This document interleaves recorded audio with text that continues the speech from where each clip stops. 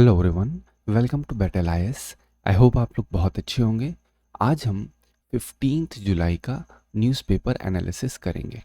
इसमें total 4 article मैंने लिए हैं, जिसमें पहला आर्टिकल स्टेम जेंडर गैप के ऊपर है। ये जीएस पेपर 1 सोसाइटी वुमेन से कनेक्टेड है। GS paper 3 economy section inclusive growth के लिए रेलेवेंट है। इससे कनेक्टेड जो क्वेश्चन आया था, ये यहाँ पे इमेज है। जीएस 1 2019 का सवाल है ये, जिसमें आया था what are the continued challenges for women in India against time and space. इस आर्टिकल में आपको समझाऊंगा आखिर स्टेम क्या होता है, बहुत ही इंटरेस्टिंग टॉपिक है। फिर कैसे इसमें जेंडर इम्बैलेंस है, क्या इसके सोल्यूशन हो सकते हैं, क्या इंपॉर्टेंस है स्टेम का एक्चुअली में। ठीक है। सेकेंड आर्टिकल है कूलिंग ऑफ इन्फ्लेशन 2024। ये आर्टिकल डिस्कस करेगा कि करंटली जो डेटा आया है इन्फ्लेशन का, उसमें इन्फ्लेशन में डिप देखी गई है। ये जीएस पेपर 2 के लिए रेलेवेंट है। इससे कनेक्टेड जो सवाल जीएस 2 2019 में आया था वो है, do you agree with the view that steady GDP growth and low inflation have left the economy in good shape, give reasons in support of your arguments. ये आर्टिकल में एज सच कुछ भी नहीं है। आज इस ये जो कूलिंग ऑफ इन्फ्लेशन वाले, इसमें फैक्ट्स ही फैक्ट्स हैं, डेटा ही डेटा है। मैं आपको ऑल दो फैक्ट्स डेटा भी दे दूंगा, बट उसके साथ बहुत इंपॉर्टेंट चीज़ है, वो है कूलिंग, मतलब लो इन्फ्लेशन का क्या इम्पैक्ट होता है। मैं आपको पॉजिटिव इम्पैक्ट, निगेटिव इम्पैक्ट दोनों समझाऊंगा, जिससे आप इस क्वेश्चन के आंसर देने की सिचुएशन में आ जाएंगे। आपको एक्चुअल जब मैं बताऊंगा ना प्रोज एंड कॉन दोनों चीज़ के, तब आपको समझ में आ जाएगा। मैं आपको समझाऊंगा इसी में सीपीआई क्या होता है, डब्ल्यूपीआई क्या होता है, कौन इसको कैलकुलेट करता है, फिर रिटेल इन्फ्लेशन क्या होता है, होलसेल इन्फ्लेशन क्या, सारी चीज़ें यहाँ पे मैं डिस्कस करूँगा। ठीक है। थर्ड आर्टिकल है, सुप्रीम कोर्ट ने अपने जजमेंट में कहा है कि भाई फ्री स्पीच जो आपको मिली हुई है उसका मिसयूज़ नहीं होना चाहिए। जीएस पेपर 2 के लिए रेलेवेंट है ये। अगेन इससे कनेक्टेड कई सवाल आए हुए हैं राइट टू प्राइवेसी के ऊपर। हर बार किसी न किसी फॉर्म में यूपीएससी इससे सवाल ज़रूर पूछता है, तो इस वजह से रेलेवेंट हो गया था टॉपिक, जो मैंने आर्टिकल यहाँ पे डाल दिया। अगेन सवाल भी था, right to privacy is intrinsic to life and personal liberty and is inherently protected under article 21 of constitution. Explain. In reference, discuss the law relating to DNA testing of child in the womb to establish its paternity। ठीक है। अब देखिए इसके अंदर कई सारे parts हैं। इसके अंदर साइंस भी इंक्लूडेड है, इसके अंदर पॉलिटी भी इंक्लूडेड है। So this is the beauty of question. जिस तरह से यूपीएससी पूछता है, मल्टी डायमेंशनल वे में क्वेश्चन को फ्रेम किया जाता है। बट ये एक कहीं ना कहीं एक बहुत ही अपॉर्चुनिटी बन जाती है कि जब दूसरे लोग आपको इस चीज़ के बिहाफ बोलते हैं, देखिए इतना सारा, इतना difficult. It is not difficult technically, इसमें बस डिफरेंट टॉपिक्स को ऐड कर दिया गया है। तो अपने दिमाग से डिफ़िकल्ट चीज़ को हटा करके ये बोलिए डिफरेंट टॉपिक्स ऐड ऑन किए। आपको इस टॉपिक में इंक्लूड करना होगा साइंस को भी। जो साइंस सेक्शन में आपको चीज़ें, मैं आपको अभी रिसेंटली एक आर्टिकल आया था जहाँ पे आपको बता रहा था मैटरनिटी लेकर के, तो आपको वो समझाना होगा मैटरनिटी मोर्टेलिटी को कैसे आप यूज़ कर सकते हो यहाँ पे। फिर आपको जो रीसेंट टेक्नोलॉजीज़ हैं, डेवलपमेंट है, उसका इम्पैक्ट आपको यहाँ शो करना होगा। तब ये एक मल्टी डायमेंशनल वे में आंसर बनेगा। आंसर क्वेश्चन कभी डिफिकल्ट, पढ़ने में बड़ा आसान लगेगा, लेकिन उसके अंदर जो आपको पॉइंट्स लिखने हैं दैट शुड बी होलिस्टिक। फिर आपका लास्ट आर्टिकल है इंडिया यूरोप रिलेशन के ऊपर। India Europe relation, India US relation और इंडिया ग्लोबल साउथ रिलेशन, जो ब्रिक्स समिट चल रही है। इंडिया यूरोप रिलेशन कई कॉन्टेक्स्ट में इंपॉर्टेंट हो जाता है। जर्मनी की पॉपुलेशन एज हो रही है, फिर उसी के साथ इंडिया यूरोप के साथ एफटीए साइन कर रहा है काफ़ी, क्योंकि यूएसए ने इतना टैरिफ लगाया हुआ है। फिर यूएसए का आपस में चाइना के साथ टसल चल रहा है, जिसमें यूएसए जो रेयर अर्थ एलिमेंट है वो अपॉर्चुनिटीज़ ढूंढ रहा है एक्सप्लोर करने की, कैसे वो बाईपास कर सके चाइना को एज वर्ल्ड डोमिनेटर इन रेयर अर्थ एलिमेंट, क्योंकि सबसे ज़्यादा प्रोसेसिंग चाइना के पास। तो इन शॉर्ट आपको ये पूरा समझाऊंगा। इससे कनेक्टेड जीएस 220 में सवाल आया था, Indian diaspora has decisive role to play in politics and economy of America and European countries. अब जैसे इंडियन डायस्पोरा मैंने आपको बताया, तो इसी से कनेक्टेड आपको मैंने बताया कि ट्रिनिडैड एंड टोबैगो में अभी रिसेंटली जब विजिट हुई थी प्राइम मिनिस्टर नरेंद्र मोदी की, वहाँ पे वो एक कम्युनिटी से मिले थे इंडियन डायस्पोरा, जिसे हम गिरमितिया कम्युनिटी कहते हैं। ये गिरमितिया कम्युनिटी कोई और नहीं बल्कि इंडिया से इंडेंचर्ड लेबर आज से 250 साल पहले जो लेबर्स बॉन्डेड लेबर ले गए थे वहाँ पे काम करवाने के लिए, ब्रिटिशर्स ले गए थे, वही गिरमितिया लेबर। गिरमितिया मतलब कुछ नहीं, एक तरीके से एग्रीमेंट होता है किसके बीच में, मालिक और लेबर के बीच में, कि आपको इतने टाइम में काम करना है। तो ये लेबर जो वहाँ पे बस गए तो उन्हीं को ये कहीं ना कहीं अभी भी अपना कल्चर हेरिटेज शेयर करते हैं। तो ये इंडियन डायस्पोरा, ऑल्दो बात हो रही है अमेरिका और यूरोपियन कॉन्टेक्स्ट में, लेकिन मैं आपको रिकॉल करवा दिया आर्टिकल क्या है। तो टेक्निकली ये सारे आर्टिकल्स हैं जो मैं आज आपसे डिस्कस करूंगा। इंटरेस्टिंग है, चलिए स्टार्ट करते हैं। पहला आर्टिकल है GS paper 1 as usual women inclusive growth से कनेक्टेड। अब देखते हैं जो रीसेंट डेटा आया उसमें हुआ क्या है। अभी आपको मैं स्टेम बताता हूँ। स्टेम क्या होता है? स्टेम का फुल फॉर्म अगर देखा जाए तो वह science, technology, engineering and mathematics, एक फील्ड है। इन शॉर्ट कहा जाए ये फील्ड है। अगर आपसे कोई पूछे कि भाई आप क्या करोगे, तो मैं स्टेम फील्ड में हूँ। मतलब या तो आप साइंस में होगे, टेक में होगे, इंजीनियर, या तो मैथमेटिक्स में होगे। तो बात हो रही है जो वुमेन का स्टेम देखा जाए तो इंडिया में 43% जो स्टेम ग्रेजुएट हैं, मतलब जो साइंस, टेक, इंजीनियरिंग, मैथमेटिक्स, इसमें से 43% ग्रेजुएट्स वुमेन हैं। लेकिन अगर स्टेम वर्कफोर्स की बात करें, एक तो यहाँ पे पढ़ाई हो रही है स्टेम की, एक होगा प्रोफेशनल लेवल पे जो काम कर रहे हैं। तो जब काम करने की बात आती है तो 27% ही केवल है वर्कफोर्स। मतलब सोच के देखिए, अप्रॉक्सीमेटली 13-16% जो है वर्कफोर्स वो जा ही नहीं रही है, लेकिन ग्रेजुएटेड है स्टेम में, तो जा कहाँ रही है? बहुत बड़ा आ रहा है। तो उसमें रीज़न क्वेश्चन उठा कि भैया कि हो क्या रहा है। तो gender bias, unsafe work places, societal norms और lack of support for career transition, ये सारे रीज़न निकल के आए। ठीक है, अगेन कहीं ना कहीं ये चीज़ कनेक्ट कर देते हैं हम लोग कहाँ से, जो अभी रिसेंट आर्टिकल मैंने आपको समझाया था मैटरनल मोर्टेलिटी में, उसका रेट क्या था, पर लाख पे 93 वुमेन की डेथ हो रही है। इसका रीज़न क्या बताया था? Lack of health care facilities, lack of tech, lack of health care physicians. ठीक है, ये सारे रीजंस मैंने बताए थे। तो वो एक अगेन जब मैंने बताया लैक ऑफ सपोर्ट, उसी से कनेक्ट कर रहा था, क्योंकि उनको सपोर्ट नहीं मिल पा रहा जो प्रेग्नेंट वुमेन होती हैं, इस वजह से कहीं ना कहीं वो सारी मोर्टेलिटी हो रही थी। अब आपको उसे यहाँ कनेक्ट करना है, जो स्टेम लेबर फोर्स है, ग्रेजुएट होने के बाद हद से 2-3 साल वेट करने के बाद पेरेंट्स क्या करते हैं, शादी तो कर देते हैं, है ना। तो आप ओवरऑल कनेक्ट करके चलिए आर्टिकल को। फिर अगर फीमेल लेबर फोर्स का डेटा बात किया जाए तो वो बढ़ा है, 41.4 41.7 बढ़ चुका है। मतलब फीमेल लेबर फोर्स का पार्टिसिपेशन बढ़ चुका है। वुमेन में तो 47.6 बढ़ चुका है। बट एक चीज़ हाईलाइट कर देखिए, बहुत ध्यान से नोटिस करिए, यहाँ स्टेम नहीं लिखा, ये लेबर फोर्स की बात हो रही है। तो जो ये फीमेल लेबर फोर्स है, ये सिर्फ दिखा रहा है वुमेन वर्क कर रही हैं, लेकिन ये नहीं कह रहा कि स्किल्ड वुमेन या हाई क्वालिटी जॉब जो कि स्टेम होता है।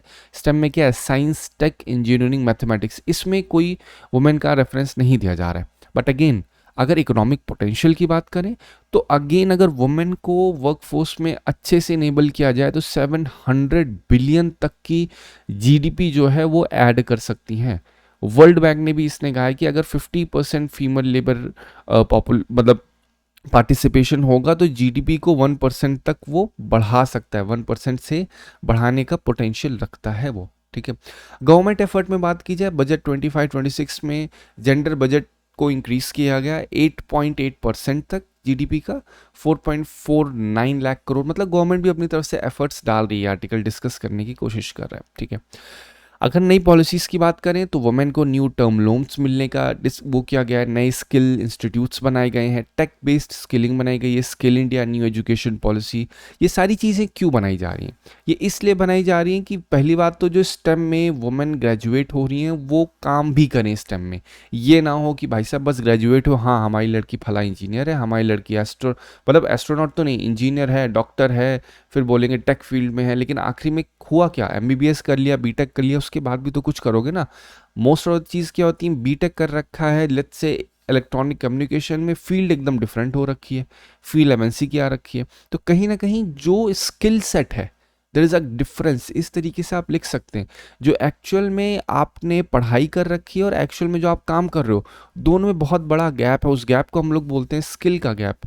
आपने पढ़ा कुछ है, आप काम कुछ और कर रहे हो, है ना। तो ये सबसे बड़ा एक रीज़न है। आज के समय जो आईआईटी का इतना क्रेज चलता है, आईआईटी में बच्चा किससे, इलेक्ट्रॉनिक कम्युनिकेशन से कर रहा है, उसे ये भी नहीं पता है इलेक्ट्रॉनिक कम्युनिकेशन कर तो लिया, लेकिन वो एमएनसी ज्वाइन कर रहा है। ये नहीं समझ में आ रहा कि इलेक्ट्रॉनिक कम्युनिकेशन मेन काम क्या है। वो एमएनसी एकदम आउट ऑफ द फील्ड में ज्वाइन कर रहा है। उसने बीटेक कर रखा है किसी दूसरी फील्ड में और फिर वो ज्वाइन कर रहा है किसी दूसरी फील्ड को, जस्ट बिकॉज हाँ पैकेज अच्छा है। तो कहीं ना कहीं ये एक बहुत बड़ा ड्रॉबैक है करंट सिचुएशन में देखा जाए, जो कि गवर्नमेंट को इस गैप को फुल करने के लिए सर्टेन इनिशिएटिव्स लेना होगा, जिसमें ये इनिशिएटिव्स ऑलरेडी आपको दिख रहे हैं। इंडस्ट्री रोल ये भी बहुत ज़रूरी है। जो इंडस्ट्रीज़ हैं उनको इन्वॉल्व होना पड़ेगा एज अ पैसिव रिक्रूटर। कल भी आपको आर्टिकल में समझाया था किस तरीके से जो एक गैप हो रखा है इंस्टीट्यूट्स में और जो इंडस्ट्रीज़ हैं उसको कैसे फुलफिल कर सकते हैं। ठीक है, फर्म्स जो हैं, कॉलेजेस हैं, वो सिर्फ डिग्री दे रहे हैं, लेकिन डिग्री देने के बाद उनको अकाउंटेबल बनाने की भी मैंने कल आपसे डिस्कस किया था। कैसे फर्म्स जो कॉलेजेस डिग्री दे रहे हैं उनको अकाउंटेबल बनाना चाहिए कि भैया आप रिक्रूट भी करो, ये नहीं कि बस आपने बीटेक की डिग्री थमा दी, आप एक्चुअल में रिक्रूटर से कनेक्ट करो और प्लेसमेंट दिलाओ। ये कहीं ना कहीं डिस्कस या इस आर्टिकल में भी हो रहा है। इनिशिएटिव की बात करें तो यूनाइटेड नेशन वुमेन में वी स्टेम, ठीक है, ये कहीं ना कहीं कोशिश करते हैं ऐसे इनिशिएटिव की गैप को ब्रिज किया जा सके, जिससे वुमेन का जो गैप है, जो इस फील्ड में गैप है, वो 16% गैप का जो डिस्कशन मैं आपको बता रहा था, वो चीज़ें फुलफिल हो सके। सोल्यूशन क्या है? जेंडर स्टीरियोटाइप को पहले तो हटाना होगा। टेक्निकल रोल्स में अभी भी ऐसा होता है ना, ए वुमेन है ये कैसे करेगी, तो ये चीज़ कहीं ना कहीं हटाने की ज़रूरत है। वर्क प्लेस सेफ्टी की बहुत ज़्यादा ज़रूरत है। मोबिलिटी, कम्युनिटी एंगेजमेंट, अवेयरनेस लोगों में होनी चाहिए कि अगर किसी ने स्टेम फील्ड में किया है तो उसको उस फील्ड में काम भी करना चाहिए, क्योंकि स्टेम अगर ग्रेजुएट्स हो रहे हैं तो ग्रेजुएट का डेटा जब गवर्नमेंट के पास जाता है तो फील होता है हाँ इतने ग्रेजुएट हुए हैं, लेकिन जब बोलते हैं ना सही में, ऐसे बोलते हैं ना, शॉकिंग बोलते हैं 43%, फिर बोले कितने लोग काम कर रहे हैं, खाली 23%, तो दोनों में डिफरेंस आता है, तो शॉकिंग हो जाता है कभी कभी। ठीक है, तो वुमेन को जो लाइफ ट्रांजिशन होता है, मैरिज, चाइल्ड बर्थ और केयर गिविंग, ये कहीं ना कहीं एक ट्रांजिशन इनका बहुत ही सेफ होना चाहिए। ठीक है, सेफ हर तरीके से, हेल्थ बेसिस पे होना भी चाहिए, मेंटल बेसिस पे भी बहुत ही सेफ होना चाहिए, जिससे अगर वो काम कर रही हैं तो उसमें उनको सपोर्ट मिल सके, और अगर कोई दूसरी चीज़ हो रही है घर में, अगर वो काम नहीं कर रही हैं, स्टिल सपोर्ट प्रॉपर तरीके से मिल सके। ये कहीं ना कहीं की सॉल्यूशंस हैं अगर देखा जाए तो। स्टेम का आपको मतलब मैंने बता दिया क्या है ये फील्ड, किस चीज़ पे डिस्कस करती है। अब इम्पॉर्टेंस ऑफ स्टेम क्या है? स्टेम अगेन मतलब जो स्टेम आपको बताया मैंने, अब जैसे जैसे स्टेम बोल रहा हूँ दिमाग में हमेशा स्टेम का मतलब याद कर लो कि स्टेम मतलब क्या होता है। पेड़, पेड़ में स्टेम्स होती हैं, बस वही समझ लो अभी के लिए। और एस से क्या है, तो 3 बार मेरे साथ ही आप बोलो, science, tech, engineer, maths, that's all.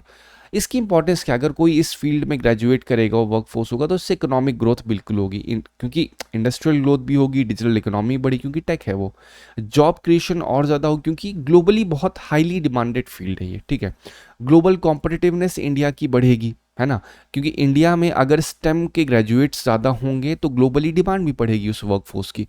और उस डिमांड का सबसे बेस्ट एग्जांपल है जर्मनी, जिसने खुद कहा है कि भाई आने वाले समय में हर साल 1 लाख लेबर फोर्स की हमें ज़रूरत पड़ेगी, क्योंकि हमारी पॉपुलेशन एज हो रही है।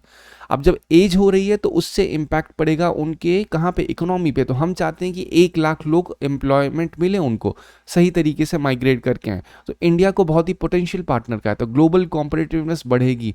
बट मैंने आपके साथ ये भी बताया था कि 1 लाख लोग अगर ब्रेन ड्रेन होगा तो वो इन्वर्सली इंडिया को भी इम्पैक्ट करेगा। ठीक है, फिर वुमेन एम्पावरमेंट में बहुत मदद मिलेगी इस चीज़ को लेकर के। जो नेशनल इनिशिएटिव्स हैं वो अगर एक साथ लिंक करेंगे तो इससे और ज़्यादा, एक बोलते हैं ना, मजबूती मिलेगी। Digital mission, make in India, आत्मनिर्भर भारत, तो ये सब स्टेम अगर मिशन के साथ कनेक्ट होंगे तो ये और ज़्यादा मजबूत होंगे, क्योंकि सब में, डिजिटल इंडिया में क्या टेक की बात हो रही है, मेक इन इंडिया में टेक ही तो है, आत्मनिर्भर, हर चीज़ में किसी न किसी फॉर्म में स्टेम का एक फॉर्म ज़रूर यूज़ हो रहा होगा। जो सस्टेनेबल डेवलपमेंट्स हैं हमारे, सस्टेनेबल डेवलपमेंट गोल जो 17 गोल हैं, उसी के साथ आपके दिमाग में मिलेनियम डेवलपमेंट गोल भी आना चाहिए। इसी से कनेक्टेड आपके प्रीलिम्स मेंस में भी सवाल उठे हुए हैं। तो क्या करता है ये भी कहीं ना कहीं, अगर स्टेम फील्ड में कोई है तो अच्छा खासा टेक उसके पास होगा, तो क्लाइमेट चेंज सोल्यूशन बना सकता है, health solution, food security, clean energy में कहीं ना कहीं वो चीज़ का इजी ट्रांजिशन कर सकता है। जैसी क्लीन एनर्जी की मैं बात करूं, आपके दिमाग में कुछ चीज़ें आनी चाहिए। जैसे पहली चीज़ क्या है, इथेनॉल ब्लेंडिंग की बात की थी मैंने। जैसे इथेनॉल की बात है तुरंत आपके दिमाग में आना चाहिए कि हाँ, कि इथेनॉल ब्लेंडिंग के लिए शुगर इंडस्ट्री किस तरीके से हाई पोटेंशियल पार्टनर हो सकती है। इंडिया का क्या गोल था, इंडिया ने 30% बाय 2030 इथेनॉल ब्लेंडिंग पेट्रोल करने की बात की है। तो ये सारी चीज़ें क्या हैं, ये सारे एक एडिशनल फैक्टर्स हैं जो अपने दिमाग में आप रखते हुए चलिए। मतलब I want your brain to get prepared completely किसी भी एडवर्सिटी के लिए, क्योंकि यूपीएससी में सिंपल एक टॉपिक पे सवाल नहीं पूछा जा रहा है, काफ़ी चीज़ें कनेक्ट हो रही हैं उससे। ठीक है। अब नेक्स्ट जो आर्टिकल है वो है जीएस पेपर 3 इकोनॉमी के लिए। इसमें की फैक्ट्स हैं, सिर्फ एक बार ऐसे पढ़ लो इसको, दैट इज़ मोर। इस डेटा में आपको क्या, मैं वन बाय वन डेटा पढ़ूंगा, दैट इज़ नॉट रिलेवेंट, बस एक बार पढ़ लो। मैं आपको भी बताता हूँ रिटेल इन्फ्लेशन क्या होता है। ठीक है, रिटेल इन्फ्लेशन मतलब मैं अगर एक कंज्यूमर हूँ, दुकान पे सामान खरीदने जाता हूँ, तो मेरे लिए वस्तु या जो सामान है जिसे हम कमोडिटी कहते हैं, गुड कहते हैं, उसका प्राइस कितना बढ़ गया है। मैं एज अ कंज्यूमर बात कर रहा हूँ। मैं ब्रेड लेने गया, आज 10 रुपए का था, कल ब्रेड लेने गया, कल 12 रुपए का होगा, 2 रुपए मेरे लिए बढ़ गया, तो इसी को बोलेंगे रिटेल इन्फ्लेशन। होलसेल इन्फ्लेशन क्या है, अब आप अपने आप को होलसेलर मान लो। ठीक है, आप बल्क में ब्रेड को खरीद रहे हो, तो आप बल्क में ब्रेड को कहीं एक्स पॉइंट पे खरीद रहे होगे ना, ला करके सप्लाई कर रहे होगे किसके पास, इन दुकानदारों के पास जहाँ से मैं खरीद रहा हूँ। तो जहाँ से आप होलसेल बल्क में हज़ारों ब्रेड खरीद रहे हो, आपके लिए इन्फ्लेशन क्या है, आप खरीद रहे थे 8 रुपए में ब्रेड को, क्योंकि आप भी तो 2 रुपए मार्जिन रखोगे ना बाबू भैया। तो आपने 8 रुपए का क्या लिया, ब्रेड ले रहे थे, लेकिन आप देख रहे हो अब 9 रुपए का हो चुका है। 9 रुपए का यहाँ पे हुआ तो मुझे भी तो 12 रुपए बढ़ गया ना, तुरंत का तुरंत। तो जो होलसेल आपके लेवल पे जो इन्फ्लेशन है, अपने आप को होलसेलर मानो, तो उसे हम लोग होलसेल इन्फ्लेशन कहते हैं। फूड इन्फ्लेशन, अगेन आपको पता है, फूड खाना। फ्यूल मतलब क्या है, फ्यूल मतलब वही जिसे आप कहते हो पेट्रोल डीजल, उसके रेफरेंस में। हाउसिंग इन्फ्लेशन में क्या है, रेंट के रेफरेंस में बात होती है। WPI फूड प्राइसेस, ये भी वही सेम चीज़ है, जो आपका होलसेल लेवल पे जो फूड प्रोडक्ट्स होते हैं उनका परचेस जो होती है, उसे हम लोग WPI रेफरेंस में काउंट करते हैं। देखो ये तो अगेन डेटा है, सिर्फ एक बार आप पढ़ लीजिए पॉज करके, आपको समझ में आ जाएंगी चीज़ें।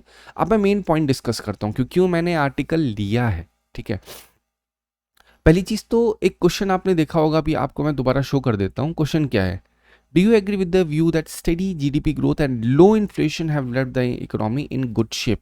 इसका सेकंड पार्ट देखो, हमेशा मैं अभी मेन आंसर राइटिंग भी आपके लाने वाला हूँ बहुत जल्द। तो यहाँ पे नोटिस करो, हर एक क्वेश्चन में पार्ट्स होते हैं और हर एक पार्ट को आपको इंडिविजुअली आंसर करना पड़ेगा।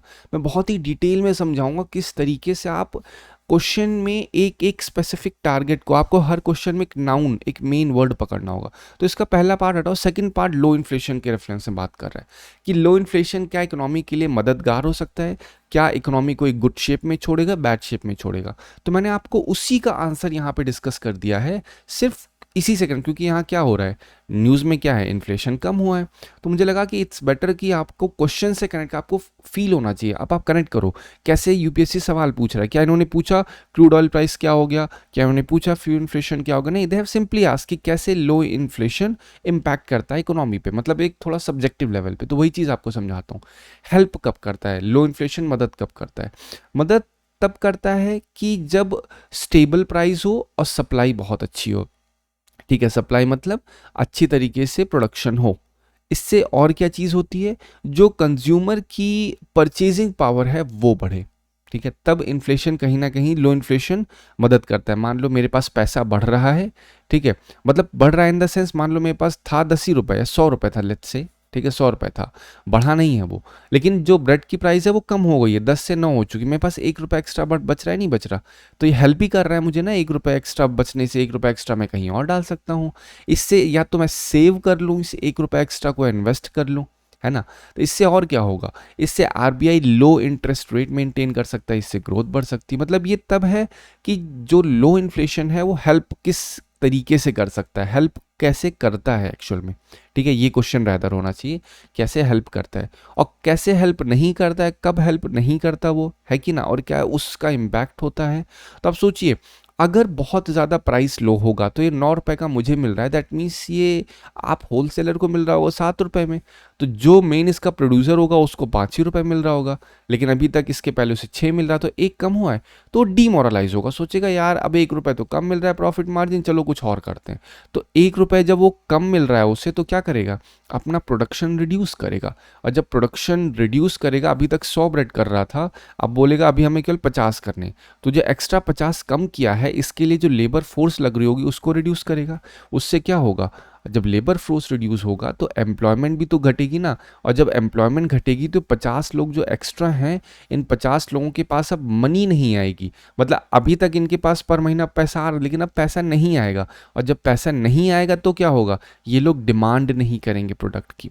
अब जब ये लोग डिमांड नहीं करेंगे प्रोडक्ट की, तब क्या होगा, उससे कहीं ना कहीं सप्लाई और ज़्यादा इम्पैक्ट होगी, सप्लाई इम्पैक्ट होगी तो और ज़्यादा उससे एम्प्लॉयमेंट इम्पैक्ट होगा। आप देख रहे हैं कैसे साइक्लिसिटी बन जाती है पूरी। तो इस लूप में इकोनॉमी ना आ जाए तो बहुत ज़रूरी हो जाता है इस चीज़ को मेंटेन करना। बहुत लोग वही सेम चीज़ बता दी, प्रॉफिट और वेजेस को भी हर्ट करता है।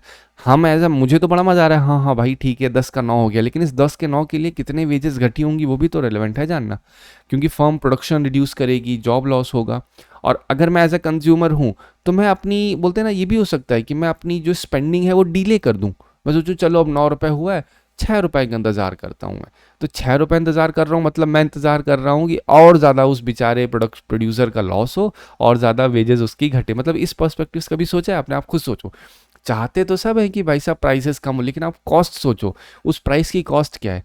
आप अपने आप से बोलो कि कॉस्ट ये है कि किसी की जॉब जाए, किसी को पैसा कम मिले, तो आप सोचेंगे नहीं यार एथिकली अच्छा नहीं है। बोलो अच्छा प्राइस ठीक है, but it is not good कि मैं एक्सपेक्ट करूँ दूसरे की जॉब जाए वो जाए, है ना। तो ये साइकिल होती है पूरी पूरी। तो कंक्लूजन ये है कि लो इन्फ्लेशन तभी गुड है जब ग्रोथ और डिमांड हेल्दी रहे।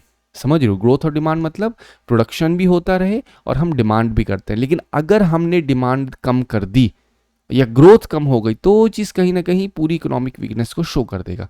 अब इसमें से अगेन सारा पॉइंट आपको आंसर में नहीं फ्रेम करना है, ये तो मैंने ओवरऑल आपको लो इन्फ्लेशन का इम्पैक्ट बता दिया।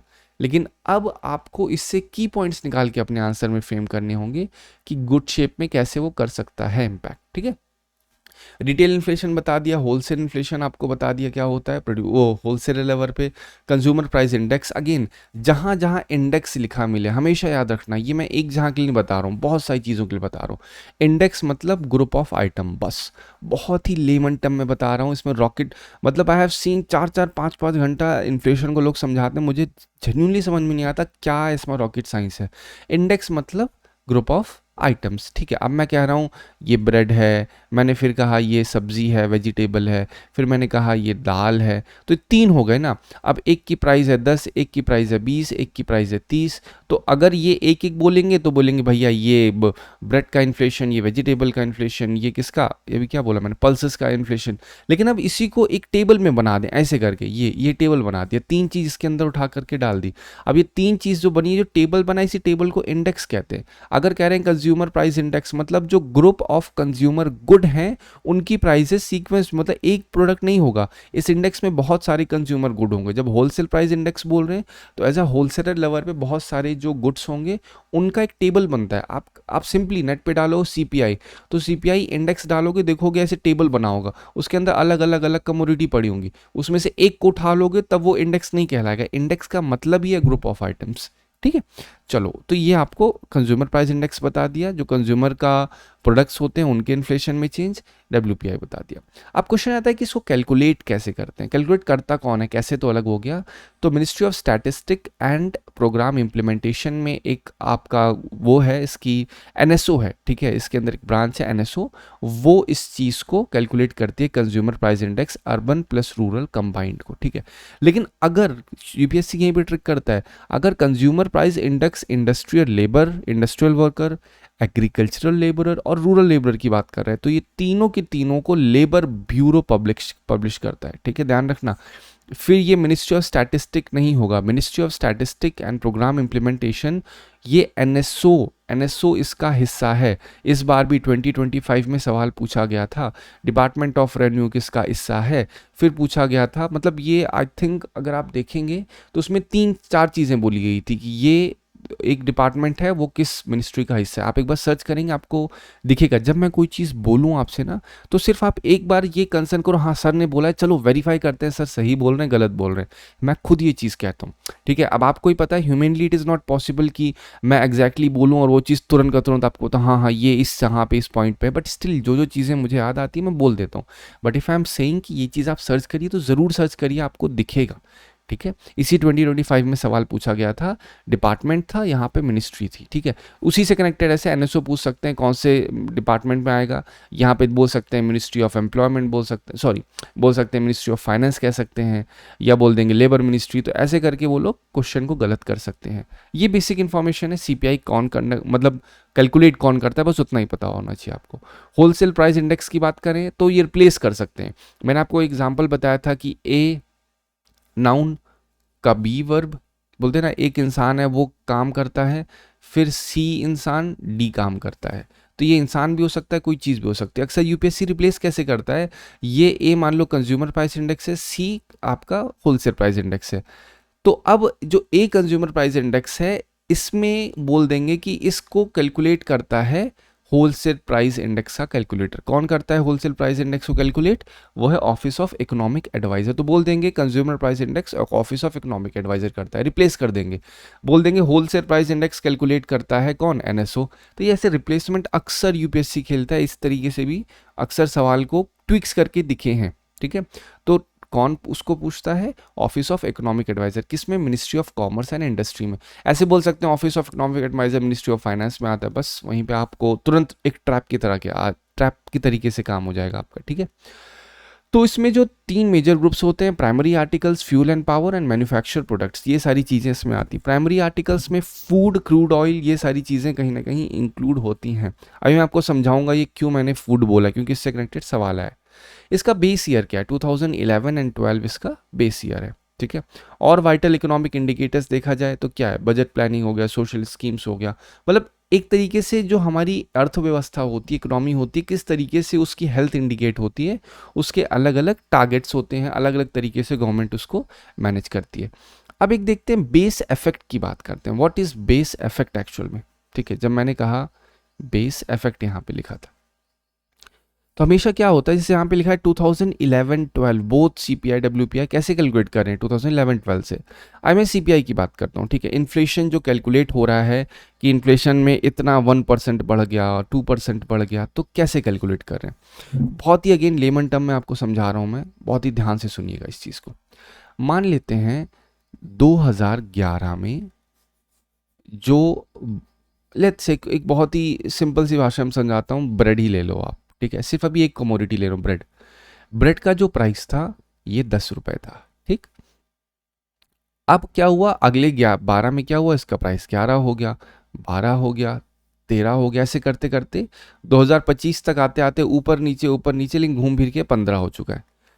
फिर 12 हुआ था किसी साल, फिर किसी साल फिर 11 हो गया, फिर 12 हो गया, फिर 12.5 हो गया, 11.5 हो गया, ऐसे होता गया। तो 2025 में 15 हो रखा है प्राइस, मान रहे हैं हाइपोथेटिकली।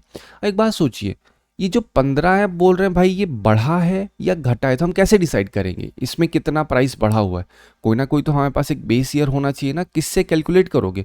15 है तो एक्चुअल में इन्फ्लेशन कैलकुलेट करने के लिए हमारे पास एक होना चाहिए कि इतने से बढ़ा है ये। अगर बोलें पिछले साल 14 था और इस साल कितना है, 15 है, तो हम बोलेंगे भाई 1 रुपये इन्फ्लेशन हुआ है। लेकिन ये 1 रुपये इन्फ्लेशन जो है, ये तो तरीके कहीं ना कहीं नॉमिनल वो हो गया। नॉमिनल इन्फ्लेशन मतलब ये सिर्फ अभी करंट प्राइजेस पे हो गया, लेकिन हमें एग्जैक्ट चाहिए कि एग्जैक्ट इन्फ्लेशन हुआ कितना है। और उस इन्फ्लेशन पता करने के लिए वर्ड आता है कि बेस प्राइस क्या थी।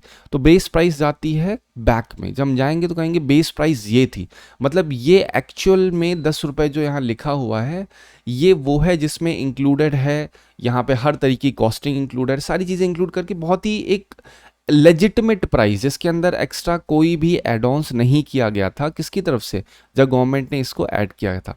तो अब ये इस चीज़ को कंसिडर करके यहाँ पे काउंट किया जा रहा है। तो हम कहते हैं कि जब बेस ईयर कह रहे हैं तो बेस ईयर का मतलब क्या है कि हमने बेस क्या प्राइस ले रखा है वो एक्चुअल उसी से कैलकुलेट करेंगे। अगर हमारे पास बेस प्राइस नहीं होगा तो इन्फ्लेशन की राइट फिगर हमें नहीं पता चलेगी। ठीक है, अगर हम कहें कि भाई साहब पिछले साल 14 था, इस साल 15 हो चुका है, तो 1 रुपये बढ़ चुका है, 1 रुपये के हिसाब से इन्फ्लेशन तो बहुत ज़्यादा हो जाएगा। तो जब ये ग्रुप ऑफ कमोडिटीज़ में, ग्रुप ऑफ गुड्स में इस तरीके से एक बेस होता है, जिस तरह से कंज्यूमर प्राइस इंडेक्स आप देखोगे उसके अंदर एक टेबल आपको दिखेगा, टेबल में क्या होगा, एक बेस प्राइस लिया जाएगा सबका 2011-12 का, और उस प्राइस से देखा जाएगा कि उस समय 2011-12 में प्राइस क्या था, 100 था, करंट प्राइस क्या है, 200 मान लेते हैं। क्योंकि हम, आपके दिमाग में एक और क्वेश्चन आता है, सर बीच के ईयर्स क्यों नहीं ले सकते हम लोग, 2024, 2023? रीज़न ये होता है कि अगर बीच के ईयर्स ले लेंगे तो इन्फ्लेशन बहुत होते हैं उसमें, कभी इन्फ्लेशन डिफ्लेशन दोनों साथ साथ होते रहते हैं, तो हमें एक्चुअल फिगर नहीं पता चल पाएगी कि भैया असलियत में हुआ कितना है। यही प्राइस 200 से बढ़ के 250 हो जाए, या 200 से घट के 150 हो जाए, और एक्चुअल प्राइस 100 थी, तो हम बोलेंगे नहीं नहीं ऐसा है कि भैया हमारे ना 50 रुपये जो हैं वो हमारे कम हो गए, तो हमारी इकोनॉमी इंप्रूव कर रही है। नहीं, ये 100 रुपये ही हैं, तो अभी भी इन्फ्लेशन है 50 रुपये का, क्योंकि ये जो 100 रुपये काउंट किए गए हैं ये काउंट किए जाते हैं प्रोडक्शन कैपेसिटी के हिसाब से इकोनॉमी की।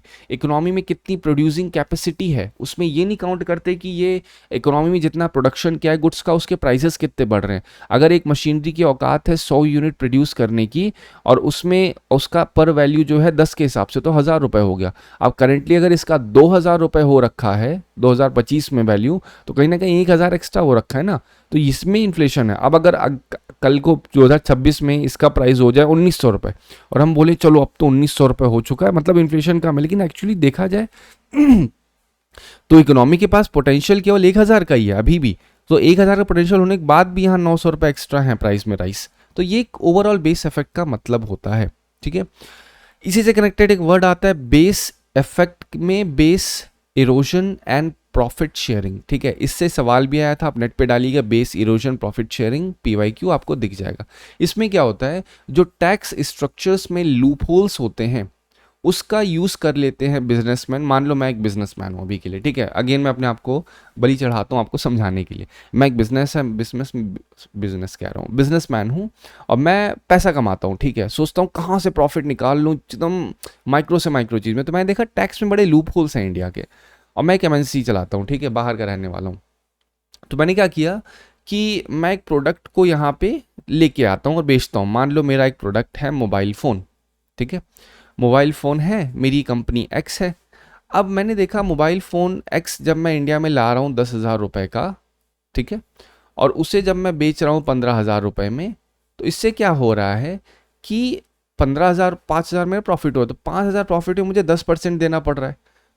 तो मैं कह रहा हूँ यार शिट, 5,000 में 10% प्रॉफिट मेरा, सीधा सीधा 500, मतलब 10% कितना हो गया, 500 रुपये मैं ऐसे फ्री में दे रहा हूँ 5,000 का।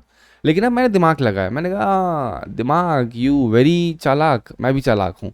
तो मैंने कहा एक और कंपनी बनाई वाई, मैंने ये कंपनी दूसरी कंट्री में एस्टेब्लिश की, और उस कंट्री में क्या कहा मैंने, मतलब वो कंट्री लेट्स से मान लेते हैं आयरलैंड कंट्री है वो, आयरलैंड में मैंने सबसे पहले अपने मोबाइल को भेजा।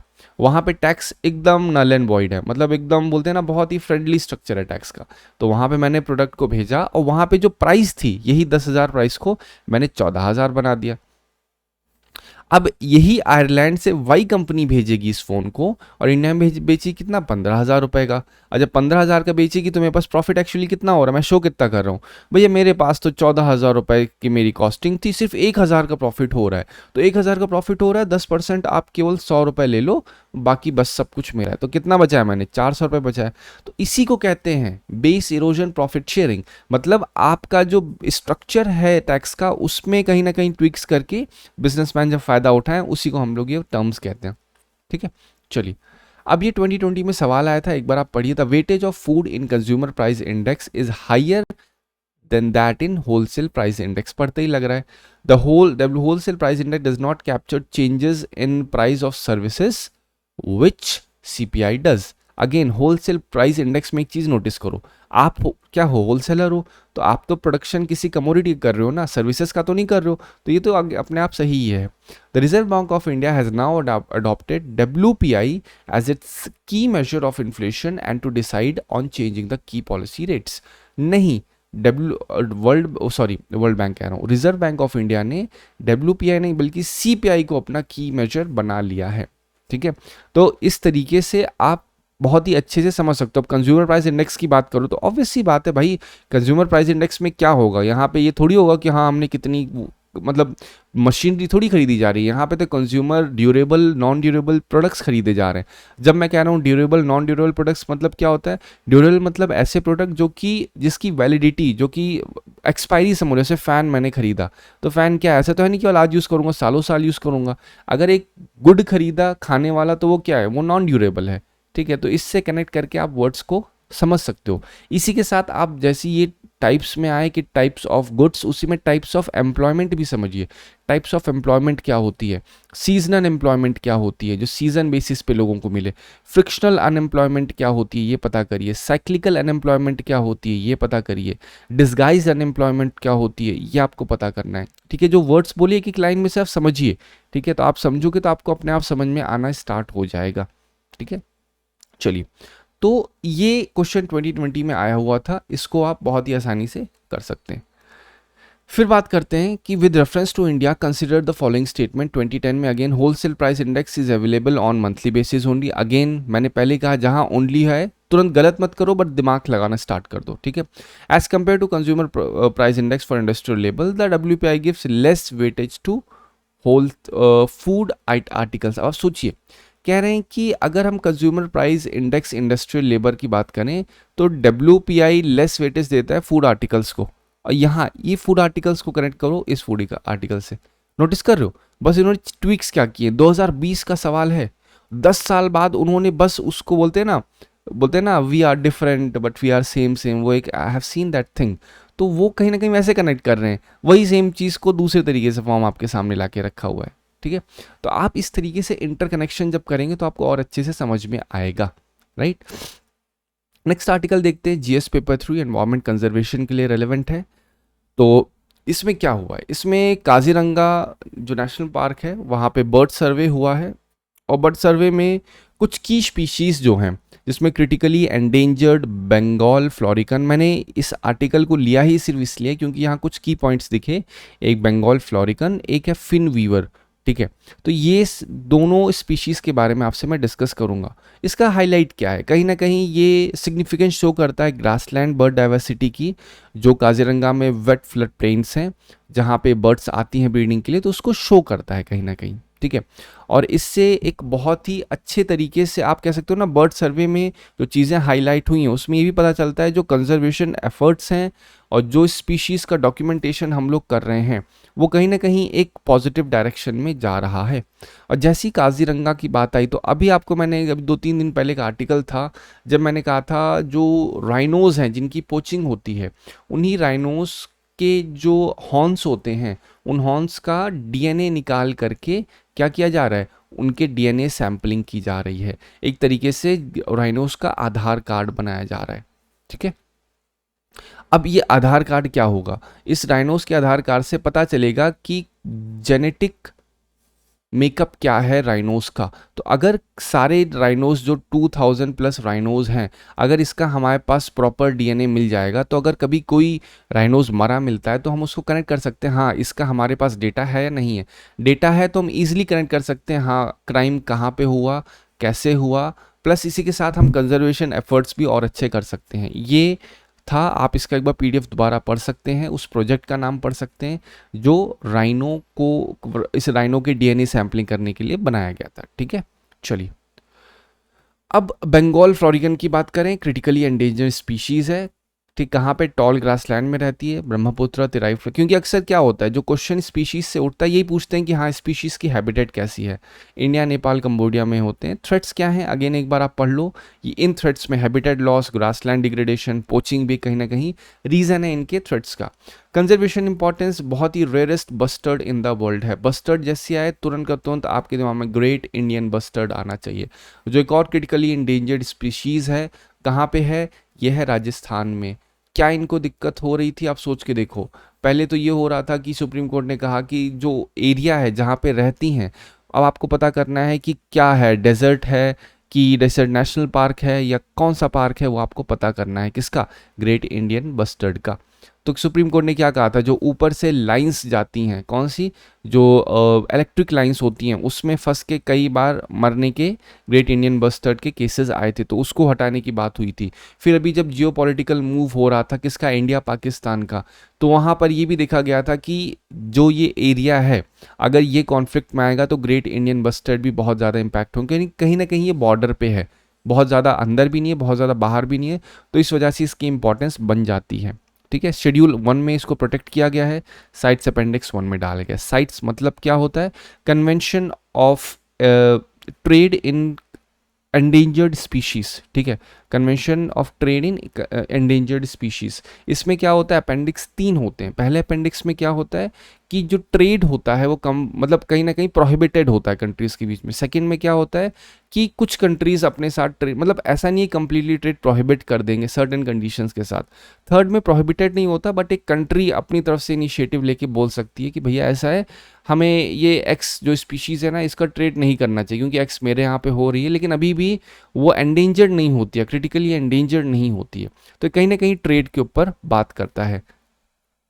चलिए, अब जो नेक्स्ट एंडेंजर्ड स्पीशीज़ है उस पे क्या है, वो फिन वीवर है। इसका स्टेटस क्या है, एंडेंजर्ड है। Habitat wet and dry grassland near water. बस इसको इतना ही पढ़ो, इसमें कुछ रट्टा नहीं मानना है, कुछ समझने वाली चीज़ नहीं है। ये स्किल्ड नेस्ट बिल्डर होते हैं, इनको लोकली टुकड़ा चोराई कहा जाता है। ये जरूर देखिए, टुकड़ा चोराई पूछ सकते हैं कि what in reference to which of the following, या टुकड़ा चोराई is a term which is used in reference to which of the following species. जैसे क्योंकि क्वेश्चन ऐसे पूछा गया था कि 3-4 एग्जाम्पल दिए गए थे इंसेक्ट्स के, फिर पूछा गया क्या है, इंसेक्ट स्पीशीज है, फिश स्पीशीज है। इसी तरीके से सवाल पूछा गया था एक बार महाशीर के ऊपर, महाशीर एक फिश है। फिर डुगोंग के ऊपर सवाल पूछा गया है, ठीक है। इस तरीके से अक्सर सवाल पूछे जाते हैं। स्टार टॉर्टोइस के ऊपर सवाल पूछा गया था, राइट। फिर स्पाइडर मंकी के ऊपर सवाल पूछा गया था। ये सारे क्वेश्चंस आए हुए हैं प्रीलिम्स में, ठीक है। थ्रेट्स क्या है, थ्रेट्स इनका हैबिटेट डिस्ट्रक्शन और lack of awareness. Significance again grassland की हेल्थ को, क्योंकि जितनी ज़्यादा ये दोनों रहेंगी जो अभी आपको बंगाल फॉरिकन बताया, वो उस ग्रासलैंड की हेल्थ को शो करता है, right. Next article GS paper 2, ये कहीं ना कहीं सिग्निफिकेंट प्रोविजन, जो आप अगर जीएस पेपर का सिलेबस पढ़ेंगे वहाँ पे फर्स्ट लाइन में लिखा है significant provision and basic structure of Indian constitution, तो इसलिए बहुत रिलेवेंट हो जाता है। सुप्रीम कोर्ट ने फ्री स्पीच के मिसयूज़ के लिए कहा है कि भाई साहब कि आपको अपनी फ्री स्पीच जो मिली है उसका मिसयूज़ नहीं करना चाहिए सोशल मीडिया पे, कहीं ना कहीं ऐसी चीज़ प्रमोट करके जो कि डिवाइसिव हो। फ्रीडम ऑफ स्पीच 19(1)(a) में गारंटीड है। इसी के साथ जो राइट टू प्रॉपर्टी है, ठीक है, आपके दिमाग में तुरंत आना चाहिए वो क्या है, कॉन्स्टिट्यूशनल राइट है, लीगल राइट है, या फिर फंडामेंटल राइट है। आपको ऐसे कनेक्ट करना है। जब ये टर्म आए तो तुरंत सोचो कि हाँ, राइट टू प्रिवेसी भी पूछा हुआ है एग्जाम्पल्स में, क्वेश्चंस में कई बार। फिर एक और चीज़ आएगी, राइट टू वोट क्या है। ये मैंने आपको 2-3 दिन पहले जब बिहार इलेक्शन के ऊपर स्पेशल इंटेंसिव रिवीजन हो रहा था वहाँ समझाया था मैंने कि आखिर ये राइट टू वोट किस कैटेगरी में डाला जाता है, ठीक है। क्यों, सुप्रीम कोर्ट ने अपना अपना ओपिनियन दे रखा है। तो उन्होंने, सुप्रीम कोर्ट ने गाइडेंस दी कि भैया हमको सेल्फ रेगुलेट करना चाहिए, रेस्ट्रेन करना चाहिए फ्रैटर्निटी को, भाईचारे को, सेक्युलरिज्म को और इंडिविजुअल डिग्निटी को। ये नहीं कि हाँ बस सोशल मीडिया हाथ में है, मोबाइल हाथ में है, दिमाग में आज़ादी है तो बस जो मन में आ रहा है टाइप कर रहे हो, ठीक है।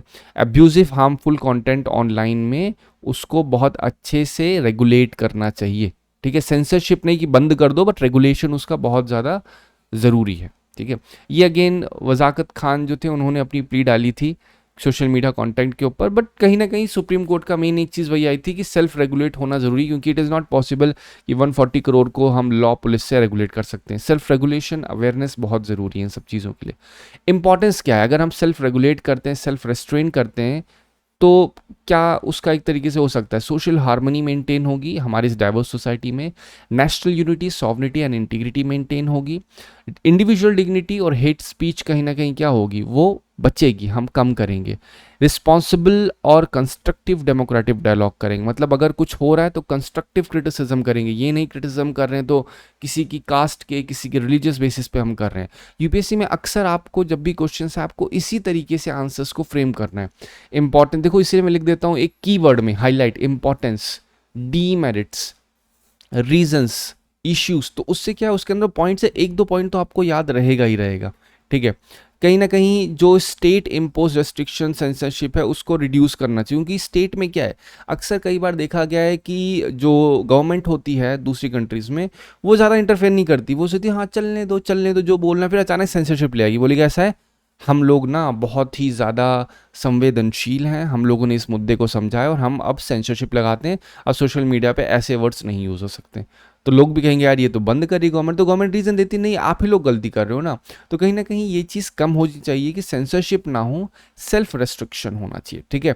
जो इससे क्या होगा, जो ऑनलाइन अब्यूज़ है, मिस इन्फॉर्मेशन, टॉक्सिक कॉन्टेंट, वो क्या होगा, कंट्रोल होगा, क्योंकि again enforcement agencies, law and order से ये चीज़ मेंटेन नहीं की जा सकती है, राइट। 2018 में सवाल आया था right to privacy, again intrinsic वाला है, 14 में है, 17 में है, 21 में है, 21 में, केवल 18 में नहीं आया है, 23 में भी आया है। मतलब ये 2-3 बार और रिपीट हुआ है right to privacy in one और दी अदर फॉर्म, आप पता करिएगा। मतलब this is continuously repeated question, आपको ज़रूर से ज़रूर दिमाग में होना चाहिए।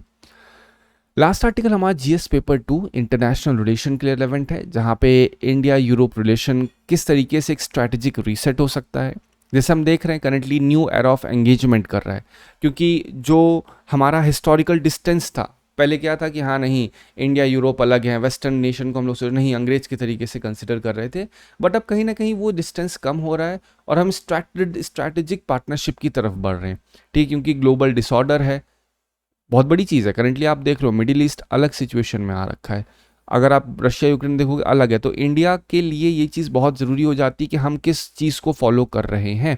जैसे ही मैं कहूँ किस चीज़ को फॉलो कर रहे हैं, तो वहाँ पे कुछ चीज़ें आपके दिमाग में आना चाहिए। क्या हम नैम को फॉलो कर रहे हैं, नॉन अलाइनमेंट मूवमेंट, ये नेहरू के द्वारा चीज़ें प्रमोट की गई थी। क्या हम गुजराल डॉक्ट्राइन को फॉलो कर रहे हैं। अब देखो जब मैं कह रहा हूँ डॉक्ट्राइन, डॉक्ट्राइन मतलब एक तरीके से बोलो इंसान का ओपिनियन। तो जब गुजराल प्राइम मिनिस्टर थे, ठीक है, या फाइनेंस मिनिस्टर थे, तो उस समय ये चीज़ बहुत थी, उन्होंने अपना एक ओपिनियन रखा था कि अगर हम किसी भी कंट्री की मदद करते हैं, किसी स्मॉल कंट्री की मदद करते हैं, इट शुड बी यूनिलैटरल। उस पर हमें बहुत ही ज़्यादा एक्सपेक्ट नहीं करना चाहिए। अगर हमने 100 रुपये इन्वेस्टमेंट किया तो हम कह रहे हैं नहीं नहीं ऐसा है, आप हमें 200 रुपये दो, ये चीज़ नहीं करनी। मतलब कहीं ना कहीं दान दक्षिणा में भरोसा करना चाहिए, इन शॉर्ट कहा जाए। नैम में क्या था कि हम किसी भी एक कंट्री की तरफ इंक्लाइन नहीं होंगे, हम इनफ इंडिपेंडेंट है, डेमोक्रेटिक है कि हम अपनी कॉल खुद से ले सकते हैं, किसी एक पार्टनर को हम चूज नहीं करेंगे, किसी फेवर में नहीं जाएंगे। ठीक है, अब नैम में कौन विश, देखो आप सोचो है तो प्रीवियस, लेकिन अब मैं करंट से कनेक्ट करता हूँ। जो नॉन अलाइनमेंट मूवमेंट है, करेंटली नमीबिया ने भी इस चीज़ को कहा है, नमीबिया भी इस चीज़ में विश्वास रखता है, नमीबिया कभी भी किसी एक कंट्री की साइड नहीं लेता है।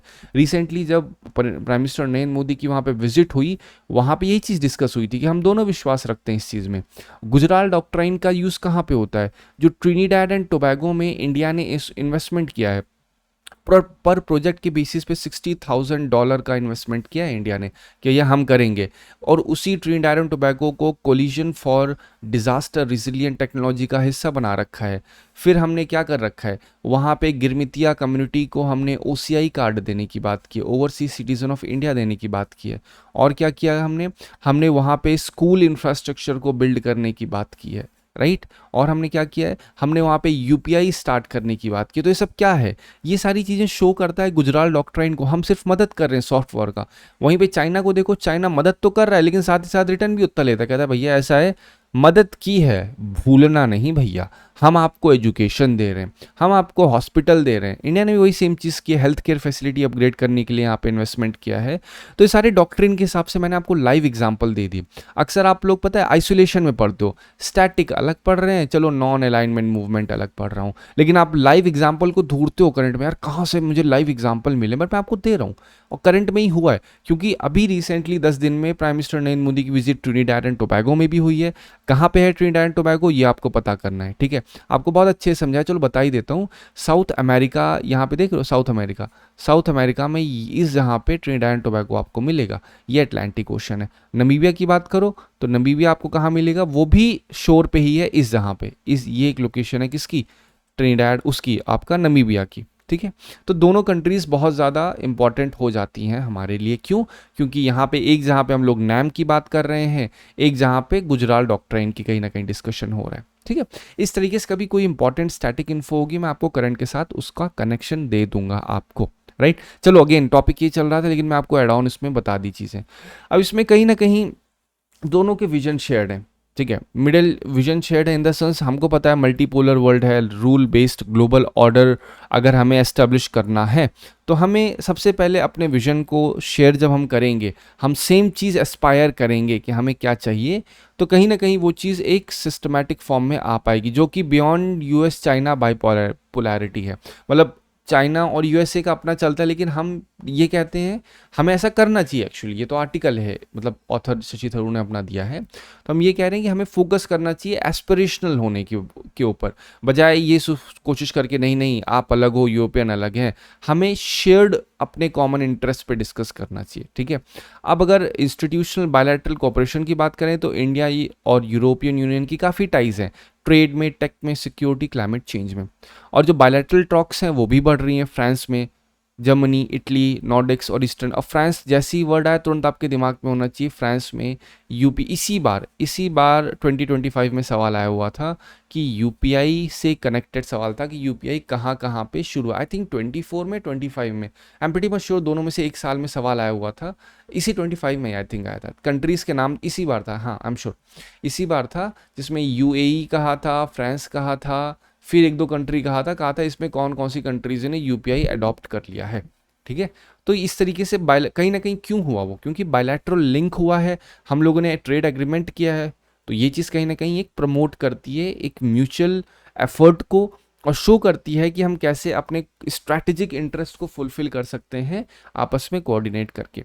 ठीक है, अब सर ग्लोबल कॉन्टेक्स्ट क्या होगा अगर यूरोपियन यूनियन का और या यूरोप और इंडिया का रिलेशन और अच्छे से सही हो जाएगा, तो उससे कहीं ना कहीं क्या होगी, जो यूएस की अनप्रिडिक्टेबिलिटी है, ठीक है, तो वो जो अपने तरीके से ऑटोनॉमी रख लाने की कोशिश कर रहे हैं ट्रम्प की, नहीं नहीं हम मीडिएटर हैं, हर कुछ गलत हो रहा है तो आप कर रहे हो गलत, लेकिन अगर कुछ सही हो रहा है बोलो नहीं वो तो मैं ही कर रहा हूँ। तो ट्रम्प का यही हाल है, कहीं कुछ गलत हो रहा है, a these small chaps are continuously fighting, I don't know what to do, and the moment कोई अच्छा हो रहा है, finally I have mediated between and peace has been prevailed ना, सबसे पहले ट्विटर इनका जिंदाबाद होता है। Wherever he will find one excuse will come up and से see with the effort of with my continuous effort, ये भी नहीं कि यूएसए का एफर्ट कहता है, बंदा कहता है with my continuous effort I have mediated between India Pakistan and these two sides have acted very maturely and so hereby I am announcing a peace talk, hereby I have announced a ceasefire।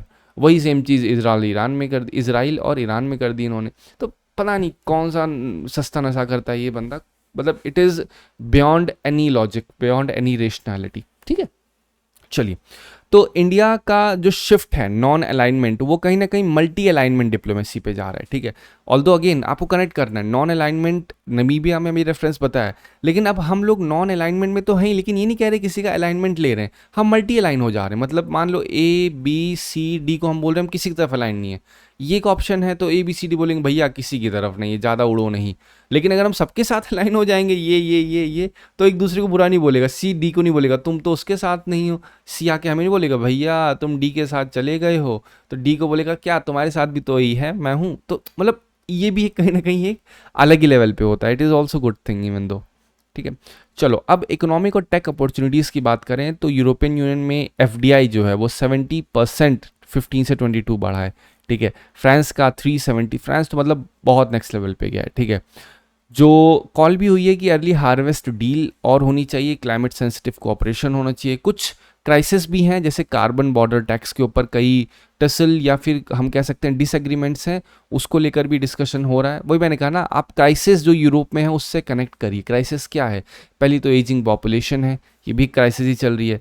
Demand labour force की वो already मैंने आपको ही बताई, Germany, carbon tax भी आपको बताया, और किस तरीके से फ्री ट्रेड एग्रीमेंट हेल्प कर सकता है मार्केट को डाइवर्सिफाई करने में, वो भी आपको मैंने बताया कि अगर हम लोग बायलैटरल टॉक कर लेंगे, किससे, एक तो हमने European Union as a whole से किया, फिर जो यूरोपियन यूनियन कंट्रीज़ हैं उनके साथ भी जाके हमने बायलैटरली अपने साथ डील की है। इससे क्या हो रहा है, अगर यूएसए ने हमारे पर बहुत एक्सेसिव टैरिफ लगाया तो हमारा जो एक्सपोर्ट करते हैं यूएसए, अगर वो महंगा हो गया तो हम कहेंगे चलो महंगा हो गया यूएसए, अब तो मैं एक्सपोर्ट ही नहीं करेंगे हम दूसरी कंट्रीज़ में, क्योंकि हमने दूसरी कंट्रीज के साथ क्या साइन कर लिया, फ्री ट्रेड एग्रीमेंट साइन कर लिया। ठीक है, तो ये कहीं ना कहीं शो करता है किस चीज़ को, डिप्लोमेसी को।